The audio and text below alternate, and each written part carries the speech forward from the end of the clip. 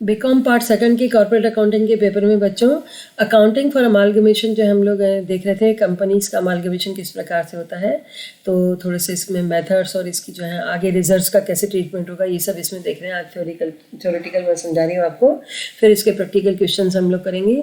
तो ये मेथड जो इसमें दो मेथड है, पोलिंग और परचेज। पोलिंग ऑफ इंटरेस्ट का मतलब है कि when amalgamation fulfil the criteria of A merger, है ना, तो मर्जर को करने के लिए जो है इस प्रकार से किया जाएगा इसमें। तो यहाँ पे क्या होता है कि assets, liabilities and reserve of transfer company जो थी वो recorded as per at their existing carrying amount by the transferee company. उसी अमाउंट पे जो उसमें है उसी पर ट्रांसफरी कंपनी में ली जाती है। However such amounts are recorded after making certain adjustments so as to bring uniformity in the accounting policies.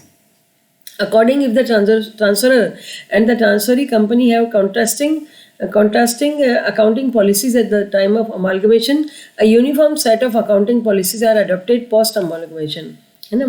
Furthermore, the impact of such changes in the accounting policies on the financial statement is reported as per AS5, that is prior period, and accordingly extraordinary items and changes in accounting policies. तो उनका जो अगर prior का profit है या post का profit है तो उसको देखा जा सकता है। और दूसरा ये है uniform set of accounting policies जो है पोस्ट अमालगमेशन के बाद में अडॉप्ट किया जाएगा। प्रैक्टिकली इसको हम क्वेश्चंस में देखेंगे। दूसरा मेथड आपका परचेज वाला मेथड है, जहाँ पर क्या है कि कहा जाता है कि ट्रांसफरिंग कंपनी जो है accounts for amalgamation under the purchase method.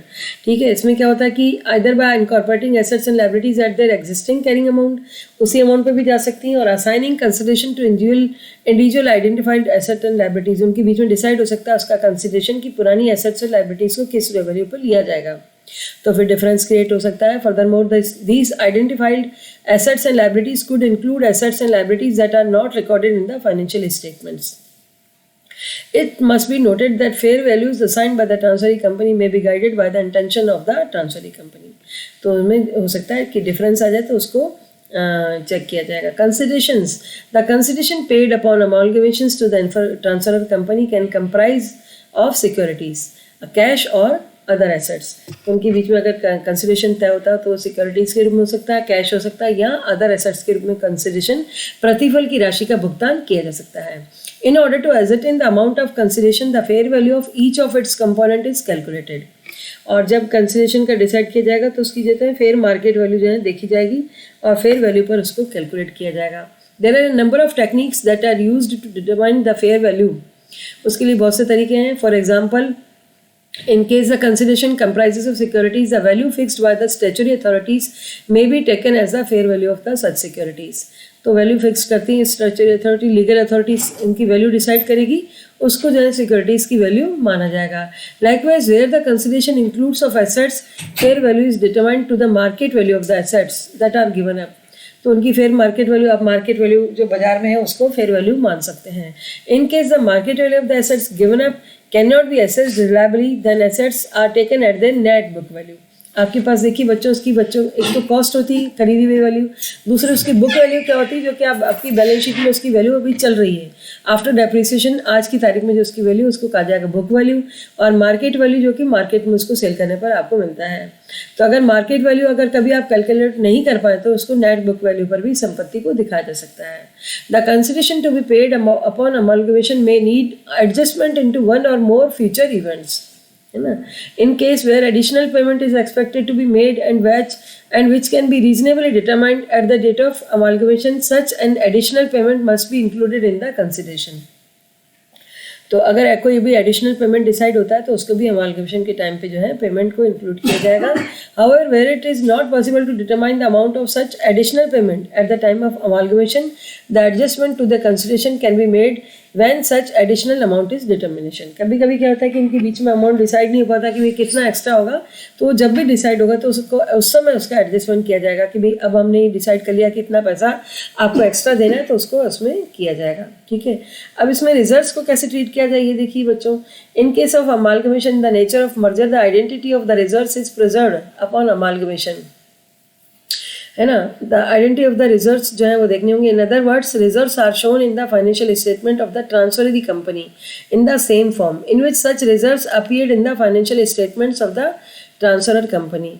For instance, the general is recorded in the financial statements of the transferor company is recorded as general reserves in financial statements of the transferee company upon amalgamation.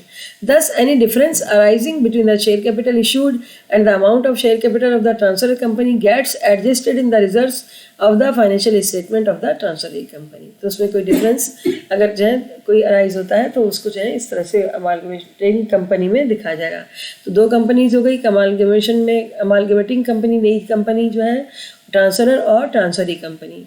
Amalgamation in the nature of अगर purchase होता है तो आपको reserves जो है उनको identity of reserve is not preserve, ठीक है, अगर आप खरीद रहे हैं। These reserves do not include statutory reserves. Statutory reserve are the reserves that are needed to be maintain to supply to comply with a specific situation, ठीक है, जो कि स्पेशल सिचुएशन में कंप्लाई करने के लिए होते हैं। ट्रांसफर कंपनी में create certain reserves either to claim benefits upon income tax act 1961. The identity of such reserves needs to be preserved for a specific period as per the act. Similarly, there may be other reserves created by the transfer company in its financial statements to comply with the requirement of other statutes. ठीक है, तो इन reserves को हमें treat करना होगा। Identity of reserve is not preserved in the case of amalgamation. तो furthermore सच reserves जो हैं उनको retain their identity for a period. It must be retained so far as to comply with the statute, ठीक है। The identity ये है,